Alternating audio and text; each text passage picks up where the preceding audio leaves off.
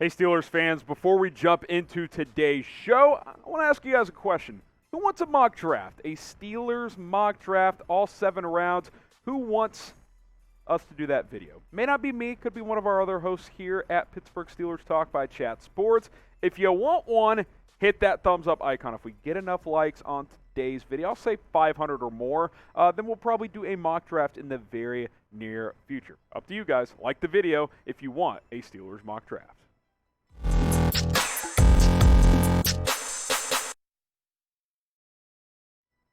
Welcome into Pittsburgh Steelers Talk by Chat Sports. I'm your host, Harrison Graham. Let's get into some trade candidates for Pittsburgh, that meaning players they could trade away to clear some cap space and potentially add some draft picks as well. We'll start with Zach Banner, the offensive tackle, who would save you $5 million if they decide to trade Banner or potentially cut him as well. Steelers certainly would like to upgrade that offensive line this offseason. It's been a bit of an issue the last couple of years. Banner's had some injury problems and inconsistent play as well. So I do think moving him could be a possibility if the Steelers want to save some money, add a draft pick, and maybe address offensive line elsewhere. You look at this O-line group, and sure, Big Ben Roethlisberger had his own problems, but how many times this year was Najee Harris just creating yards by himself because the offensive line was getting whipped up front? I would say quite a bit. So I think that shoring up this group is got to be a priority for the Steelers moving forward, especially now that they're going to unveil some new quarterback, whether it's Dwayne Haskins or Mason Rudolph currently on the roster, or it's a draft pick or someone in free agency. You want that group up front to be better.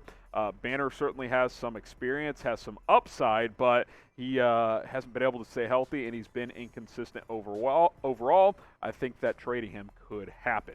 What do you guys think should happen with Zach Banner? Type K for keep him, if you want to keep him in Pittsburgh. Type C for cut him, or type T for trade him. Obviously, you'd rather trade him than cut him. Get your votes in down in the comments and let us know what you think. Next trade candidate for Pittsburgh is Stephon Tuitt. Steelers could save almost $4.5 million with a Tuitt trade. He was out all of last season. Now, if he can return to his form of 2020 when he played pretty darn well for the Pittsburgh Steelers, now, you know, that would be enticing to keep him. But now that he missed an entire season, that you have to consider moving a guy like that. Health is obviously a huge factor for Tuitt and his future, and how this front office is going to view him as an asset moving forward. Do they think he can get healthy, stay healthy, and be a big piece? Because in 2020, he was a big piece. Had 11 sacks, had 3 pass breakups as well, 45 tackles for Stephon Tuitt back in 2020. I like his upside. We've seen him produce, but again, it's about availability, and the Steelers have had too many key guys over the last couple of years go down due to injuries. So hopefully he is a guy that can stay healthy and prove worthwhile to keep. But if not, then moving him might have to be the move for the Pittsburgh Steelers. Now, today's show is sponsored by our friends at Fanatics, and they've got a great deal for you guys. You can get this shirt-hat combo for 25% off. Love the shirt. Steel City Football. That's what Pittsburgh Steelers are all about. Chatsports.com/Steelers combo. Get this piece on sale. That link will be in the comments. It'll be in the description. Get a new shirt, new hat. You know, training camp will be around the corner, and you can rep some Steelers gear. All right, let's go to our next guy, Devin Bush, the linebacker out of Michigan from a few years ago. Did not play well this past year, and there were some off-the-field questions, potentially some mental health issues happening with Bush, and if that's the case, you obviously are hoping for the best there and hope that that gets taken care of. But he did not play well last year, and you could save over $3 million. Now, this is a guy they've invested in with a high draft pick, and he's still young, and he still has shown potential, but he just simply was not the same player in 2021 that he was a year ago. That just is. You look at the numbers; it's so obvious. He kind of fell off a cliff, guys. I mean, I don't want to bag the guy, but he just wasn't the same player this year, and you need him to be that player that you see on the left side of your screen, not on the right side of the screen. This is a guy you drafted to be a dynamic linebacker, and that did not happen last year. He was just okay, and you didn't draft him to be okay. You drafted him to be really, really good. This is a guy with a skill set that can play sideline to sideline, that can drop into coverage, that can stop the run, and he just didn't play well enough. a year ago. And obviously Pittsburgh with a really good defense right now.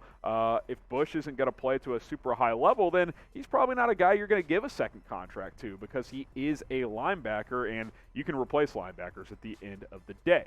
Can Devin Bush turn it around? What do you think? Type Y for yes, type N for no. I hope so. The talent is in there. We've seen it, so I'm going to cautiously type yes, Y for yes. But last year was a little glaring. I did not think he played well a year ago. Hopefully he is able to get back to that pre-2021 form.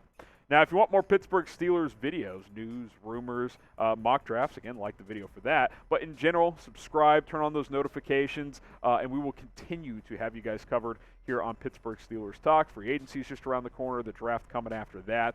We'll continue to have you guys covered, especially with the unknown at quarterback moving forward. I think that'll be something very fascinating to watch, and we will continue to break it all down, so subscribe.